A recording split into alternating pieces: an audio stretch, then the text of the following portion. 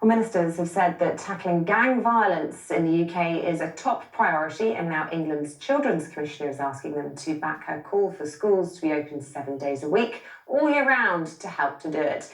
Well, Anne Longfield says it would give children somewhere to go on evenings and weekends and prevent them from being recruited by gangs. She also suggests that putting police officers in schools could help. Sky's Helen Smith reports. Blowing off steam is what the weekend's for, right?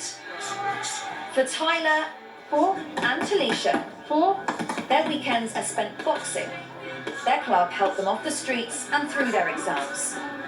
The Children's Commissioner now says young people like them could get this type of support in schools, in the evening and at the weekend. They aren't so sure. Most kids need to get away from school in a time. Putting it for 7 days a week, that isn't going to help anyone. Whether they think it or not, there's always a time in their life that they're going to want time for themselves, and Carney's is a place for that. It's just somewhere like you can go talk to people. If you've got a problem, there's always people to help you. But it's one of the suggestions in the new Children's Manifesto, aiming to transform the life chances of disadvantaged youngsters. The commissioner behind it says for some, it could be a lifeline. Particularly for those kids that are in areas of high crime and high violence, there just aren't the places anymore that they can go to outside school. And after school is the time where violence peaks. When you ask kids what they want actually in their community, they want safe places to go, they want adults they can trust, and they want places they can be with their friends. Tyler, you jab, let them catch it and fire, that's it.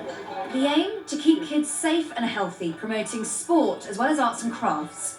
The manifesto also recommends a neighbourhood police officer attached to every school, that every school has a dedicated mental health counsellor, and increased funding for special educational needs and disabilities.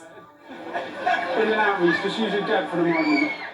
George Turner runs the youth group attended by Tyler and Talisha. Today it's exhibiting at the Get Active Festival in West London. He's mentored and supported hundreds of disadvantaged young people. It's not generalising and just saying, well, we need to provide stuff for young people. Actually, if we're dealing with youth violence, we need to target a very small minority of the young people in society who are causing a huge majority of the amount of violent offences. And unfortunately, they tend not to be the ones that go to school. The manifesto also highlights the importance of keeping active. So a festival like this then, clearly a good idea. But all of these recommendations will cost money. And with school spending alone down 8% over just the last 8 years, it's unclear where any of the funding will come from. The Chancellor this week promised an extra £7 billion for schools. Many believe that's nowhere near enough to ensure all young people grow up safe and happy. Helen Smith, Sky News. Well, this is